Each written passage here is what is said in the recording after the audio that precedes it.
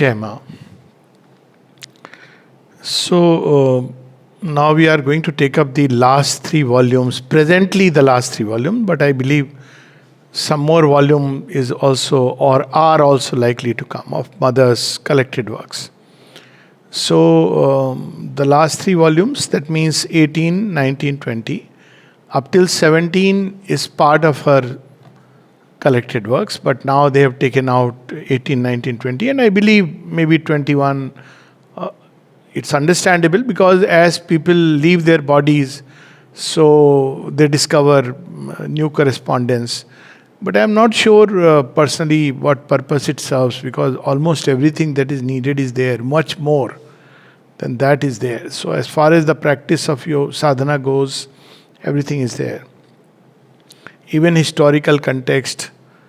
Yes, it does give some idea about the personal struggles of people. Like, for example, as I was sharing, those whom we see today as stars, each of them had their own struggles, which to that extent is understandable. And that is, even if you don't read a single letter, it is understood that you can't take a leap. The evolutionary process is there for human beings, for every being. So even Sri Aurobindo and the mother have to go through that, subject themselves and go through that to set an example for all of us. So that is understood. So when we read, I was reading correspondence with Amrita, Champaklalalji, many others, then you see that they had to go through their own struggles. And what we see is a finished product, but the finished product is a much later issue. So to that extent, I'm not sure how much it will help from the sadhana point of view. Of course, a person who is aspiring can pick up anything and it helps, because always there is something. And there is, of course, the joy of seeing the mother relate with each one differently. That's something very interesting. But sometimes I find it very strange. Here also I find it. I don't know how it has escaped the notice of people, but I find it strange and I must share it. That there are places where mother has written a note and then she has said, cancelled it, and she has said this is not to be published. Not because there is anything wrong with it, but she gave something else. Now even that is published, which I have found very strange. I mean, it's not necessary, not that it's something very personal or something, but the least as disciples we think we should do is to just obey what she has said. That's the fundamental thing about yoga. So it seemed to me at times that it is done with the idea of a historical understanding. But then that one misses the point, and an average reader doesn't know the difference. Nevertheless, always it's good to read what Mother and Sri Aurobindo have spoken to different disciples. But the risk of being misquoted becomes also very high. And so I was debating whether we should read it or not. But then I thought, yes, there is a risk of misquoting or misunderstanding. Therefore, we should read, number one. Second is that since it connects with the mother, everything is a joy. So to that extent, yes. But as I say, that if you read through 400, 500 pages, you may ultimately find that there are some 10, 15 main letters which are which are helpful. And their essence is already there in other letters. So to that extent, it is true. But nevertheless, we'll dip into it. Some of the things which is interesting is that they are there in the agenda, and they were not part of the collected works, and it's there in the collected works, which is something very beautiful. So one of them, which is very interesting, a small little note, and I have read it in agenda, but it's very useful because there are people who don't understand, even now in big forums, this is the same thing that the Vedic rishis did, and the Vedic rishis were doing the same thing, and Sri Aurobindo and the mother are continuing. So, some of us try to explain that this is not exactly the same thing, but now we have something from the mother's writing, so it becomes very, very clear. And it's so clear. When we just read this 2 sentences, things will be clear. So she says, page 64 of volume 18, what would now be volume 18. They have not mentioned the volume number. So if you take as collected works, it stops at 7. So now we have new words of the mother. So she says the Vedic rishis thirsted for immortality. There is a long conversation on this in the agenda. And I was very happy to read that long back. So it is true that if you really read through the writings, ultimately they are seeking for immortality. So you would say, but aren't Mother and Sri Aurobindo seeking the same thing? No. So that completely changes the perspective on Veda vis-a-vis Sri Aurobindo and the Mother. There is a correspondence, there is always a correspondence somewhere or the other, but let's go step by step. Buddha wanted permanence. So true. He speaks about the permanent. He said, whatever is transient, temporary, nothing to do with that because it brings dukkham.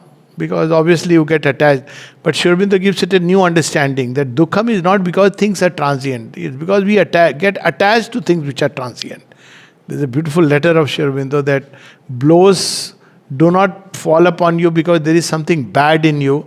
They come to all people because they are attached with things that are by their nature transient. And hence we feel sorry or sad when we lose them. So problem is not the transience. Transience is a process through which we have to arrive. But if we get attached to it, believing it is permanent, this is going to give pain. So, but Buddha understood. Buddha bypassed that stage of, being attached, though he mentions that. But basically he says the nature of the world, it's transient. It's full of suffering. Shri Krishna also says, Anityam asukham lokam, bhajasumam. So, but Buddha ultimately, even the construct of a personal God, he goes to that extent. And Mother described this experience at one place. Of course, Sri Aurobindo and Shri Krishna speaks of the permanent as the divine. There is a divine personality, but that is unique to Sri Aurobindo and Shri Krishna. Otherwise, normally when we speak about God as personality of God, we are either referring to the Sagun Brahman or we are referring to a personal deity. But both Shri Krishna and Sri Aurobindo speak of the divine as not just permanent, but also a divine personality, which of course is permanent. It's understood. But for Buddha, it was enough, wanted permanence. So he didn't talk about any personality because personality is a form or aspect that even God may take. So why be attached to that? Jesus preached compassion. So we have these three. Vedic rishis thirsted for immortality. Buddha wanted permanence. Jesus preached compassion. Sri Aurobindo promised perfection. Now this is where the whole thing changes. Now perfection, of course, we are not going to speak about perfection today. We have once had a talk. What is perfection? By its nature, perfection cannot be something fixed. The moment you fix something and believe it is, perfection, then you are seeking permanence. There is a difference. Perfection means in the flow of time and the flux of time. I compare it to a expert swimmer. So we say, oh, he is a perfect swimmer. Everything is moving. He is moving and the sea is moving. And yet he is a perfect swimmer because with each change, he is just giving the response which is needed for that. So perfection here would mean that completely, everything in us is completely submitted to the divine will and acting according to that. There is no other construct, no other mental conception. Then only perfection is possible. Perfection cannot be a static state. So she speaks of perfection. But then she says something very interesting. And to attain it, the first thing needed, what men need now, is security. This she describes at great length. Because we are living in a transient world. Everything is changing. So how do you get security?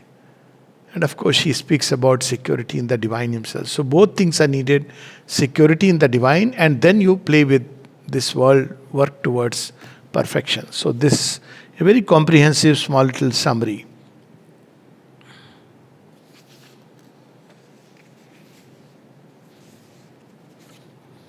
And this one, though we know it, but once again it's good to remind. Sri Aurobindo's is not a religious thought. There is worship, there is love, but love and worship are not religion. We have been reading Yoga of Divine Love. So religion starts that way, but it stops where it starts. It is happy with worship, and the God who is constructed is very often an image of one's own aggrandized personality, and he is at the service of man. That's religion. But when you start with the God and you start loving Him, you must become what He wants you to become. He is not at your service, but you are in His service. Then it becomes spirituality. So that is the fundamental difference. It is an error to think it to be religious. He himself has declared it very clearly. Religious thought is a kind of activity of the human mind, and one who wishes to attain the truth has to go beyond it. Not that it has no place. If you want to, people come from different approaches, but one has to go beyond it if one really wants spiritual life. In religion, there will always be a gap, a distance between that which you worship and that which you are. And mostly religious thought turns around obeying, but this obedience is something very mechanical. It's instructed as given in the book. At the same time, the purpose of this obedience is ultimately a supra-terrestrial state of usually some heaven, some proximity where one will have a post-mortem salvation, some good life afterwards, if you obey it here. That's the basis of almost all religions. And then they bring in the element of fear. So fear and desire play a very big role in religious thought. But in spiritual thought, it is love with the idea of identifying, becoming one with the divine. So that is the difference. Religious thought is a kind of activity of the human mind. Okay.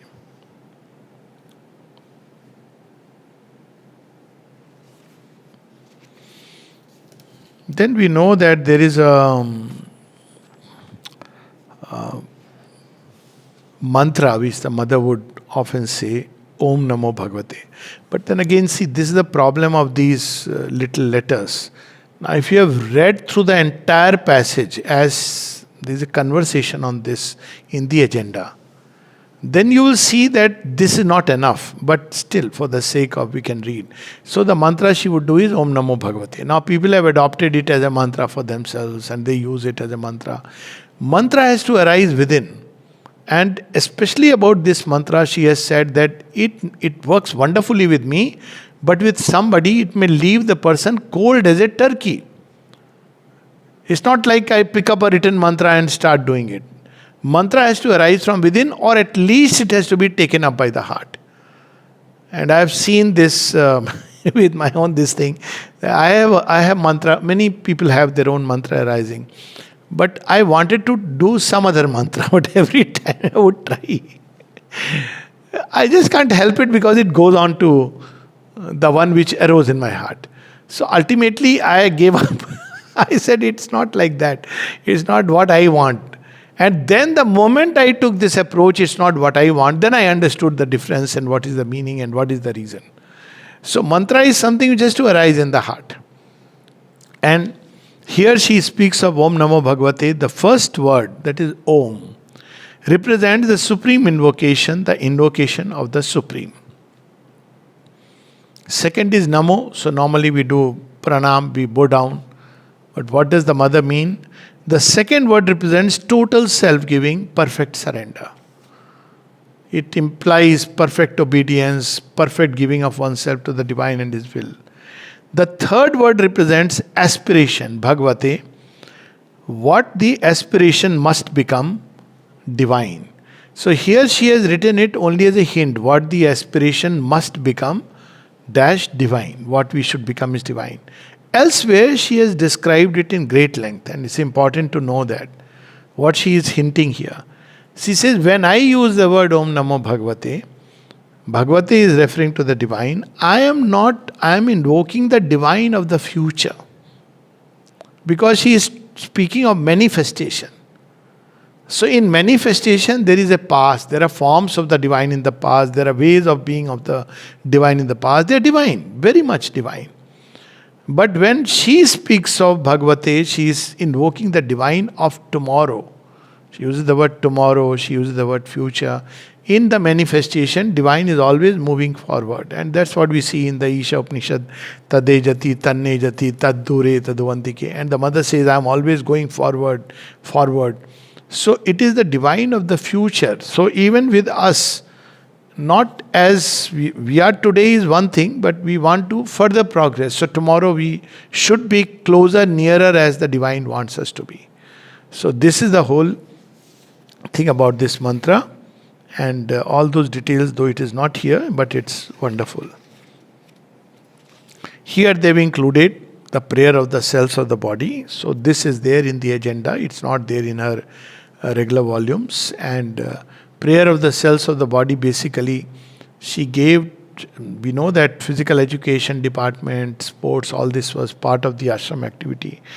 But people were doing it. Even now, many people do it because it's part of the, to be part of the ashram ethos. But that's not why she wanted. After a long time, someone asked the mother, Mother, what should be the attitude of the body? She said, I thank God, I was waiting that somebody would ask me. And then she gives an invocation of the cells of the body. And this is the prayer of the cells in the body. Now we understand the context. After so many, not years, decades, physical education started around 43, 44. And this prayer, if I am not mistaken, now this she is written in 1967. Couple of decades have passed before people understood why do we go there, what are we really doing?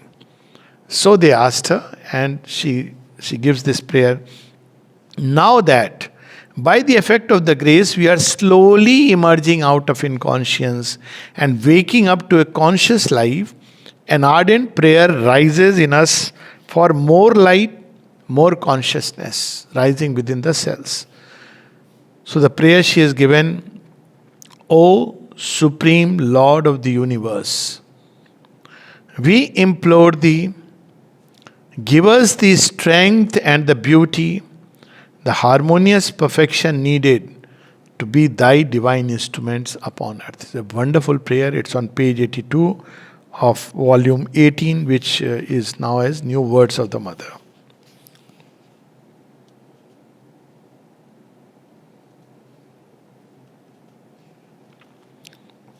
There are some very touching letters, small little letters, remarks. For example, one of them is, my very dear and beloved little one.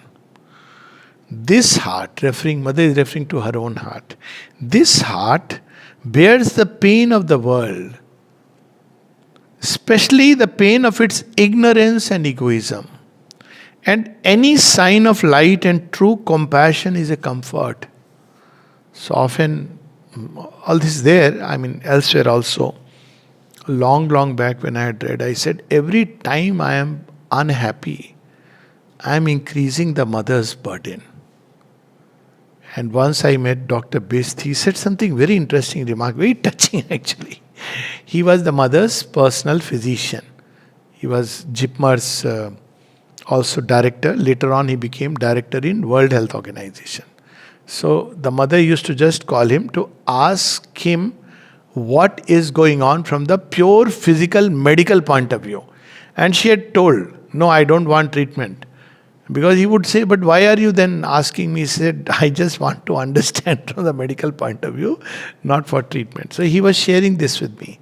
It's a very personal anecdote. He's written in his book, which small little booklet, The Mother and I. Book, nothing much about it, but we were working together as part of Namaha.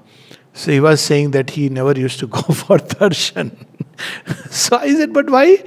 He said, see, every time I went, I saw there are some 200, 250. Then it grew 500 people. Everybody, mother has to pick a card and give. So I used to think it must be tiring to her hand. It's a very touching thought.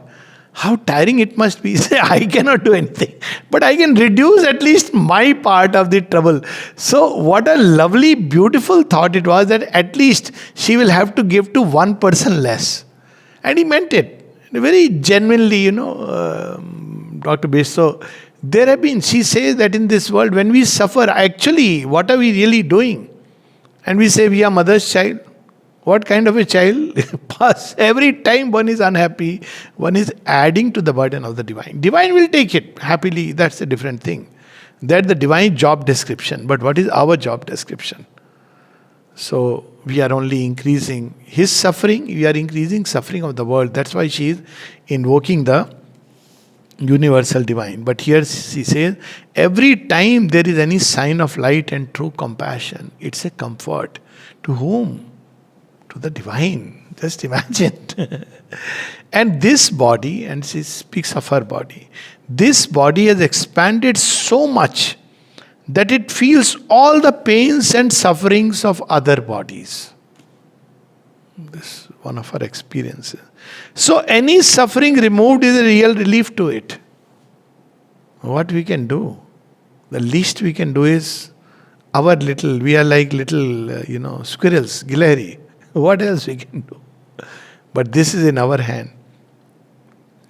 Oh dearly loved child. Then she is very moved because of this feeling in the child.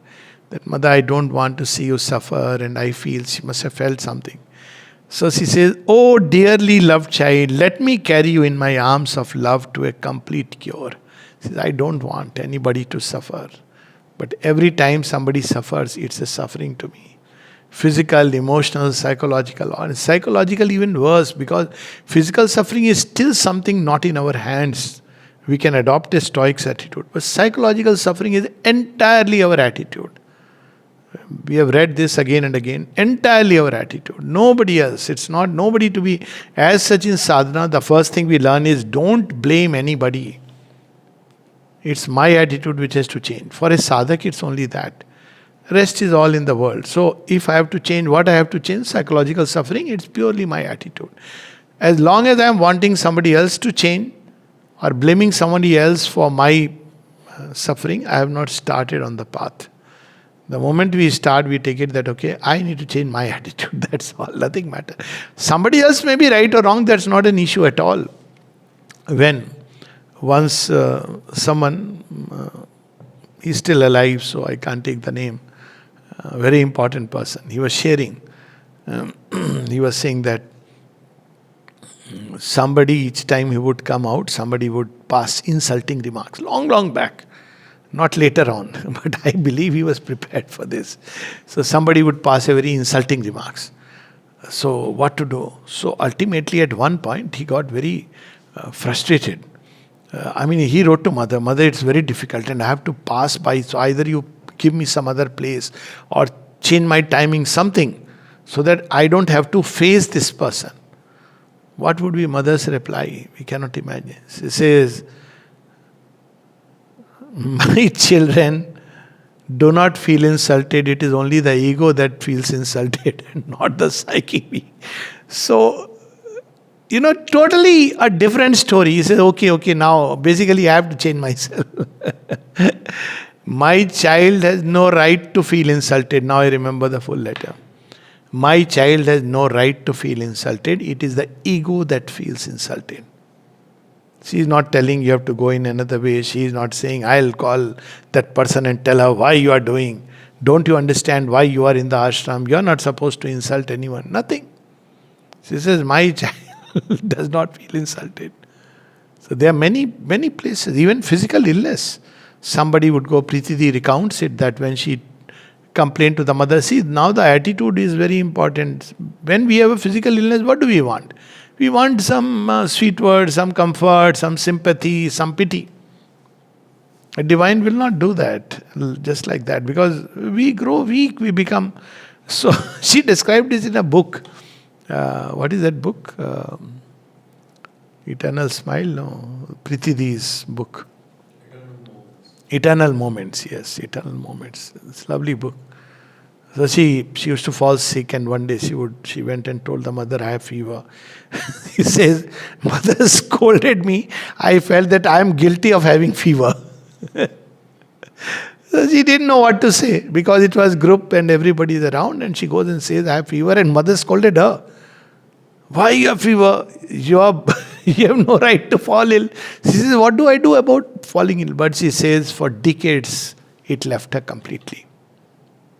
She was removing that tendency which seeks attention, which wants comfort. Because then how will we seek comfort only in the divine? So that's why it's so difficult to understand the ways, but beautiful ways. Then, another interesting letter. I can no longer say me. For when I say me, people think of my body, and my body is no longer truly me. It is not yet transformed, and this leads to a confusion in their minds. There are, after 63, if you read her writings, and at one place she says very clearly, I am no longer in the body. I have gone on the other side of death. She in fact says, I have gone through that, entered into the realm of death, just like Sri Aurobindo on 5th December, and I have gone to the other side. So she says that if you refer to the body, I cannot say what you are really speaking about. She has gone beyond that, in that realm.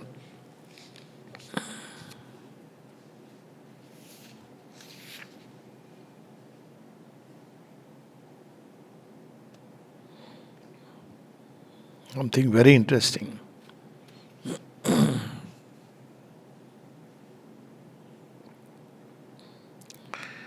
To calm all personal ambitions, I must declare that. Because a lot of people want to, okay, I am also getting transformed, I am getting every hair turning black or God knows what, is like transformation going on.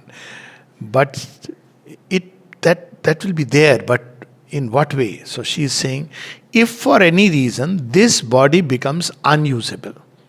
Now she is referring that way, that body has gone to its extreme, it's not.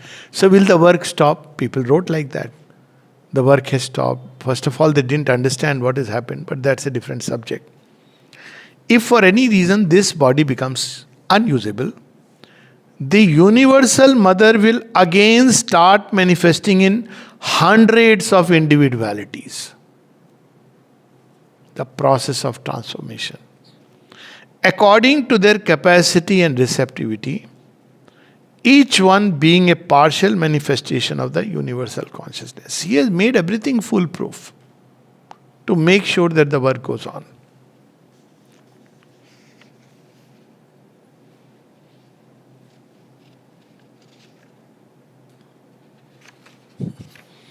And sometimes you feel very touched also.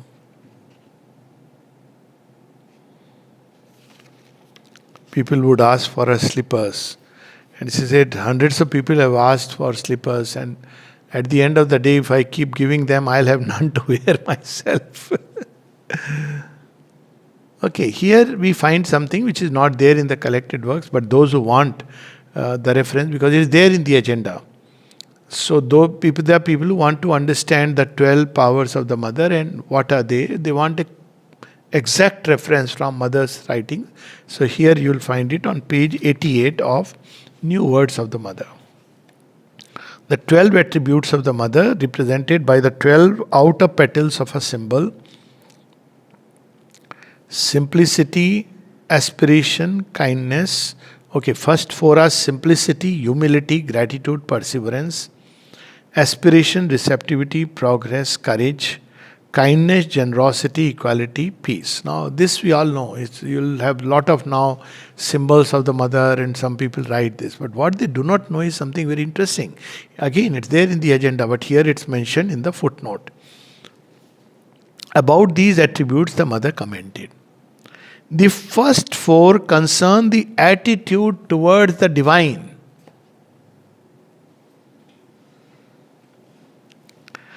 And the last 4, the attitude towards humanity. So what are the things which are toward the divine? Simplicity, Be simple before the divine. Humility, not before people.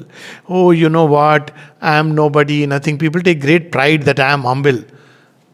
Like some people even say, when they go there, like in Gurudwaras, they do, no?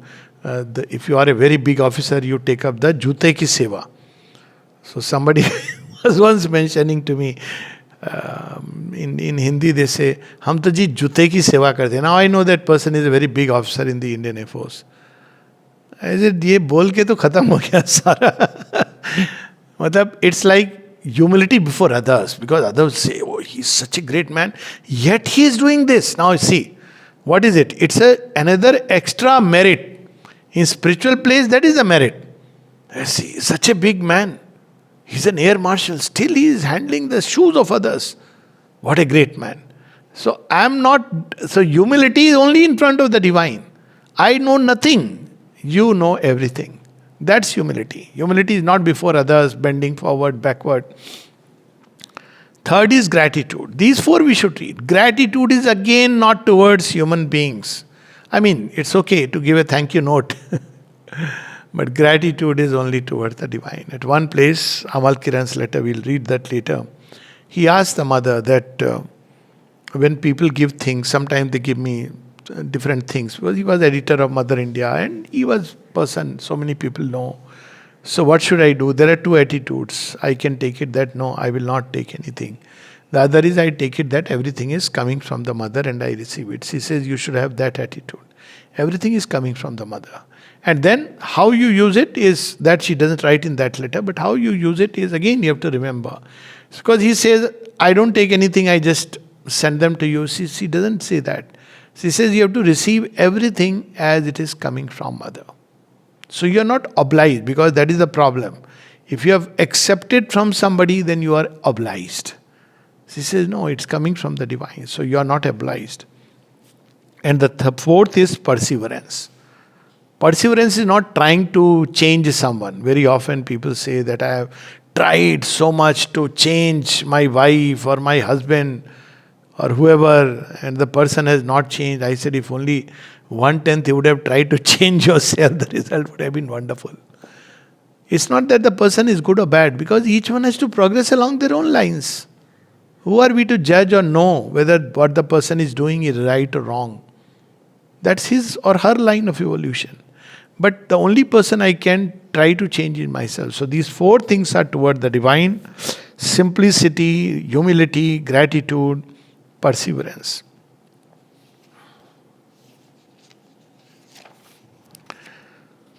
Okay, yeah, this is the message we were talking about that day. Message on the wall of the staircase leading to the mother's room. You want to correct what the Creator is doing. That is a reminder. Then, even now, people want to do a lot of planning. What if this happens? That's how the mind goes. So I must do this planning. Everything, checks and balances, and everything should be perfect. This is not how ashram operates. And thankfully now we have a letter about it. So I'm going to read this letter. To an American visitor who suggested several ways to make the running of the ashram more efficient. People come and say, I can do this. And we know the famous story. I think it is the same American. One was General Rutledge, Admiral Rutledge. And he told Mother, you just give me 2-month charge. 1 month, I'll set everything right. Mother laughed and said, you take 6 months. You have my authority. After a few days, he said, impossible. Because your principle is freedom and inner evolution. It's not about setting things outwardly right. So, I don't know whether it's the same person or not, but possibly.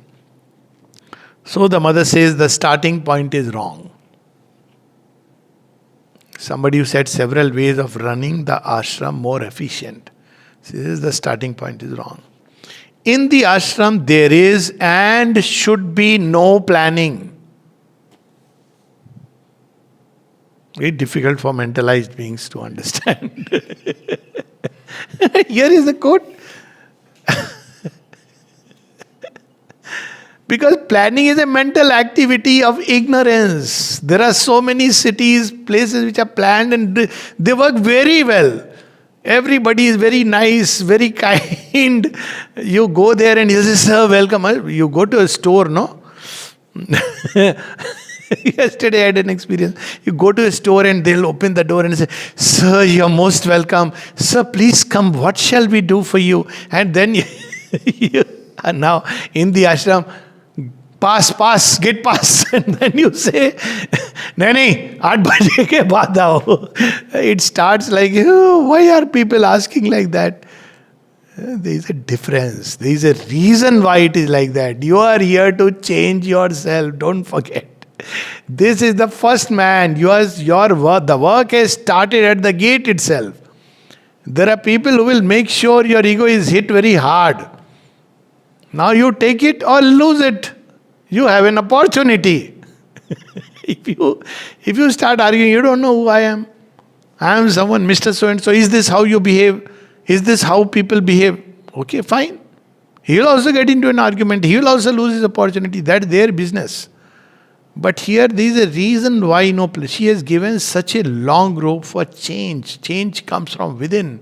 Only change which is authentic is change comes from within. For the rest, the world is there to see. What hypocrisy.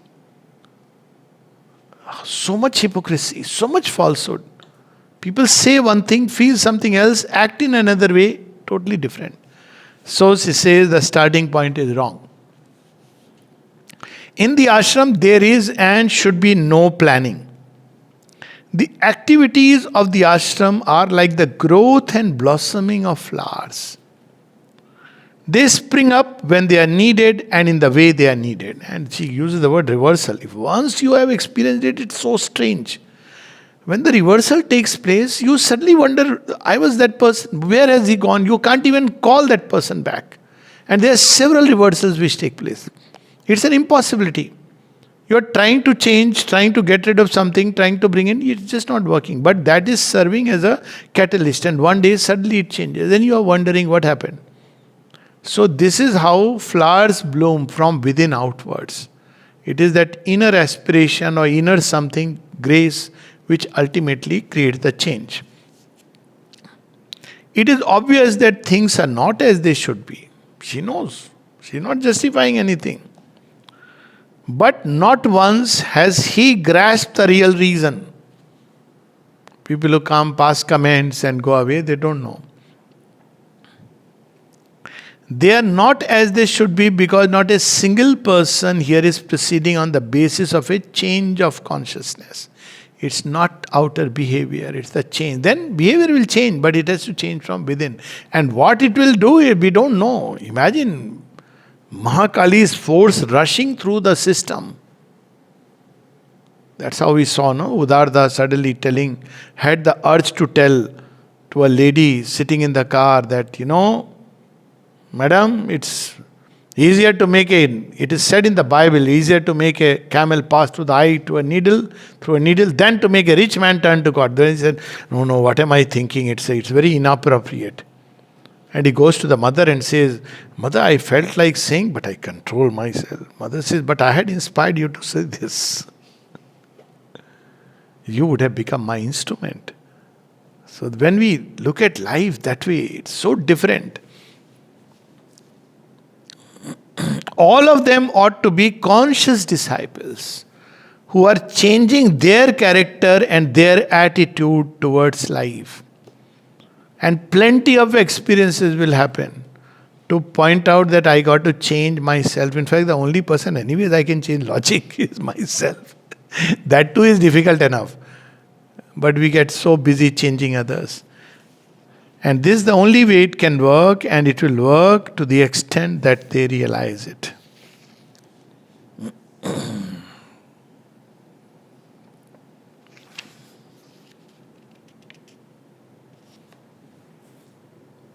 What time it will take is each one's. Then, what is, becoming an ashramite, that also, there is a very interesting letter. Much more than any physical condition, it is faithfulness to the ideal and consecration to the work that make the true disciple. You may join the ashram, fine. You have a name in the register, you are on prosperity. But the important thing is faithfulness to the ideal and consecration to the work that make the true disciple. I think more or less.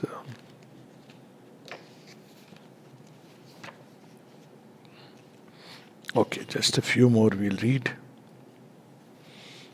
Very interesting something on human love. Again, there are so many things she has said. We should not draw a conclusion from any one letters. But here, because this is a letter which is not there. We have already read some of her other letters. My revered mother, I love P. Full stop. I feel uneasiness if I can't see him twice or thrice in a day. This beautiful is how what kind of relation people had with the mother. They're not thinking I should not, should I not. But nowadays I sometimes become eager to go and talk with him. So now it has taken the next level.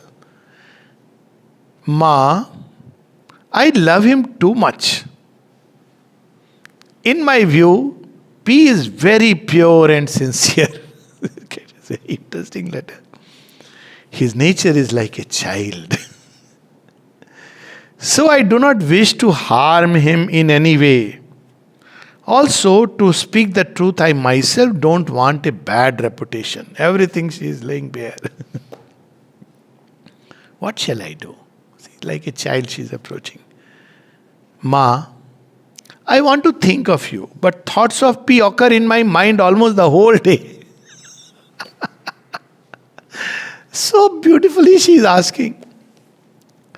I can't check myself, Ma. Turn my love in the right way. See, ultimately she is saying, make my love turn in the right way. Oh, wait for the answer.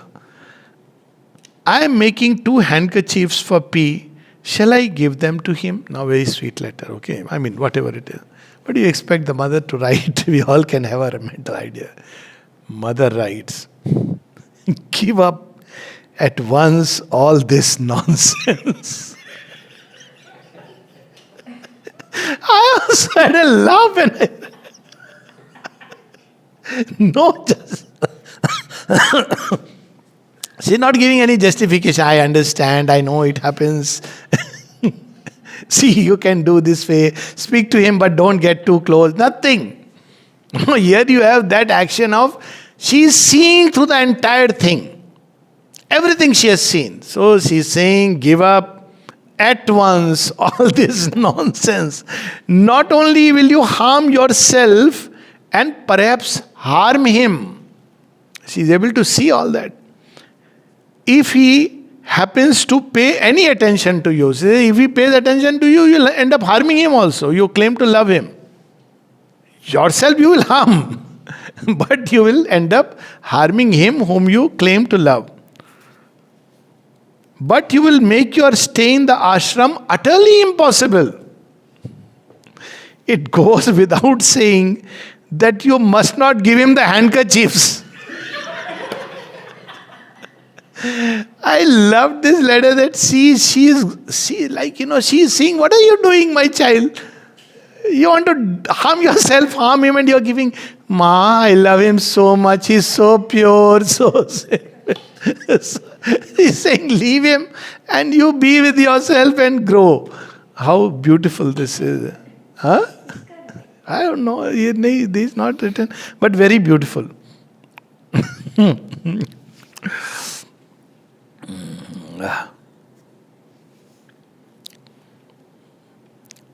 Then another letter. These are letters on human love. So, it's page 277. Those who want to go through, back to the reference and put it somewhere. This is a common problem.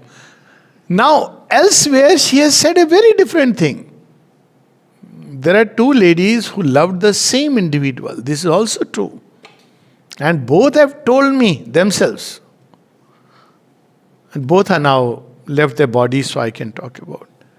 So one person, she asked mother, there is somebody who already loves him. Mother knew this. I feel love for him. What should I do? She said, your love is true. Keep it. Don't throw it away. And she, all her life, lived with that truth.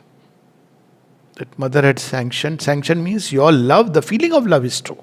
She could see through it. And therefore you keep it. There was no human notion about it. That, oh, don't you see he's already in love with someone or somebody loves him and you are further interfering. No, she could see through it. And when this lady was telling me, it was something amazing because this person whom she loved, I mean, I know their whole story, had only scorn. Scorn in the sense he was what he was. So there is mysteries of the divine. So she says, I feel that gradually I am becoming worse than before. Still I have got attachment to P. I think that everybody knows my weakness and is taking advantage of it. The notion that everybody knows about me is very unpleasant. What shall I do, mother? I feel much uneasiness. But the beauty is they could keep on writing to mother and ask. Even when she is reprimanded, she is not, oh, how dare, nothing. She's like a mother who cares about the child, who sees you are taking poison, so she would stop you, sometimes scold you. But she would always love and you can open your heart to her. Mother, before I could not scrutinize my nature, but now many things are coming in front of my eyes. So slowly, mother is making her conscious. Now she is seeing things which she was not able to. It is obviously the same person because P is P, constant. So I am becoming depressed because now she is seeing the defects of her own nature.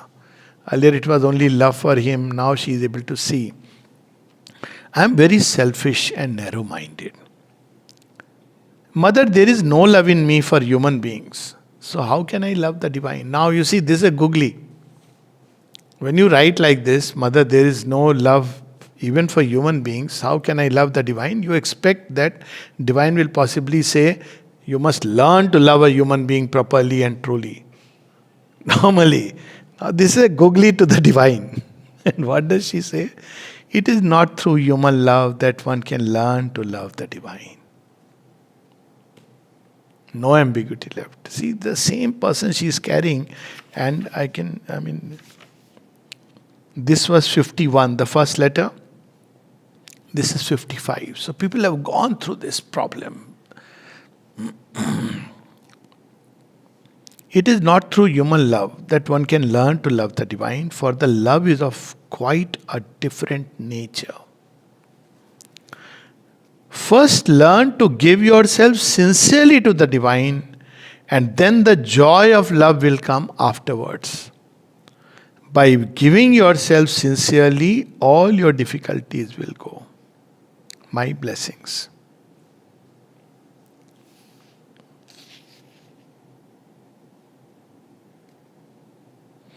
So people used to go through all these things of loneliness. Sometimes, it's a problem which everybody goes through. So someone has asked, Mother, I have a prayer. Could you tell me something, a few words which will give me the support I am searching for? I have a strong hankering for love and affection. At times I feel so lonely and helpless. This is not the same person. It comes now under different heading, which comes to people. So people often say, oh, they could write earlier. What? You can still write. You can still write it in a diary. People say, where to post? You don't need to post. I can say this by clear experience. Write in a diary as a letter to her. It's amazing. And she will work it out inside the same way. And one can read these letters. They are all there. All her works are there. She says, you feel lonely because you want to be loved. Straight away, touching the problem. Learn the joy of loving without demand. Just for the joy of loving. The most wonderful joy in the world. And you will never more feel lonely. Blessings. This is so wonderful. Love for the joy of loving. Nobody is stopping you from loving anyone. But if you demand, want, expect, there'll be problem for both. This is the essence of these two.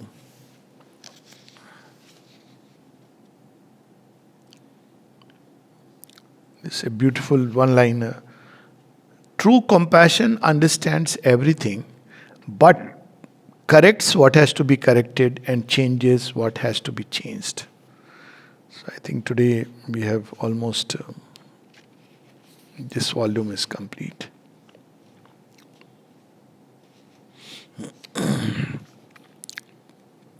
We are often worried about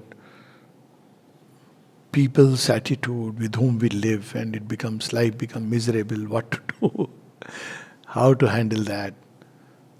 So, see, as a word,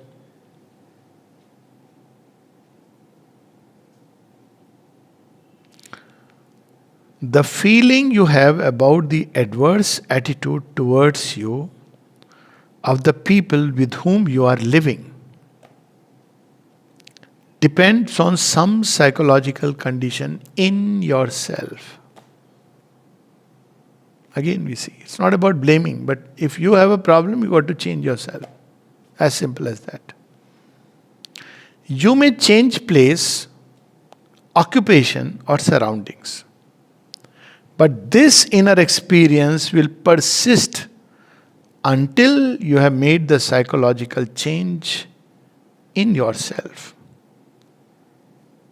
With my love and blessings. And every time when people would ask her, she would remind the same thing.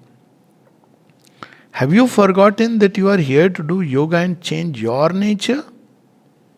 This is the only solution to all difficulties. Not only solution, it makes life so wonderful, because then it's limitless. You never grow old because always there is something to change. And therefore there is a beautiful work which is at hand. And you feel such a joy and such a help. And when that changes, it's something so wonderful that you feel, this is an achievement actually of sort.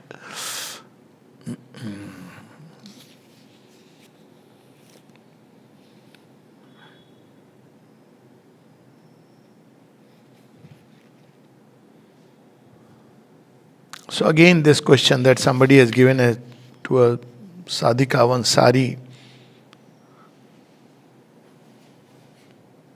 has sent a nylon sari and a blouse piece for me. I feel that the sari sending is only a gesture of goodwill and affection, but how can I accept anything from anyone without knowing your will? I earnestly pray for your guidance. So she has passed it on to the mother. Mother sends it back, says, here are the sari and the blouse piece. Then she gives something more general. When people are sincere and of goodwill, you can always accept blessings.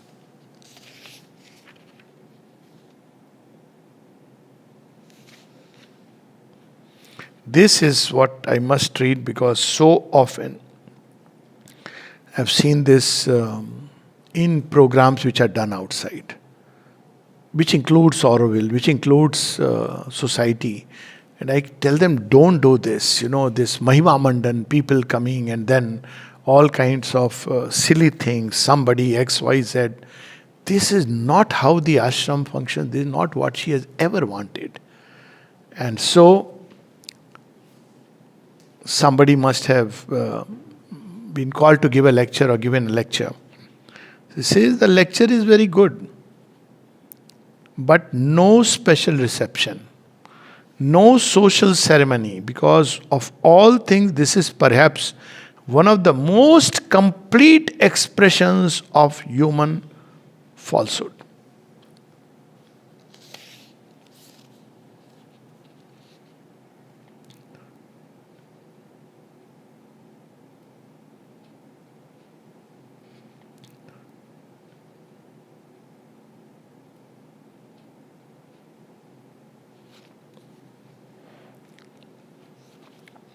Okay, I think just one more. This, of course, for many women, it would be very uplifting. But I love this one which she speaks about. It's a one-liner. To be a true wife is as difficult as to be a true disciple.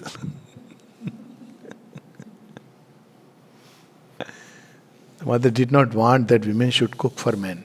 Why should they? Are they slaves?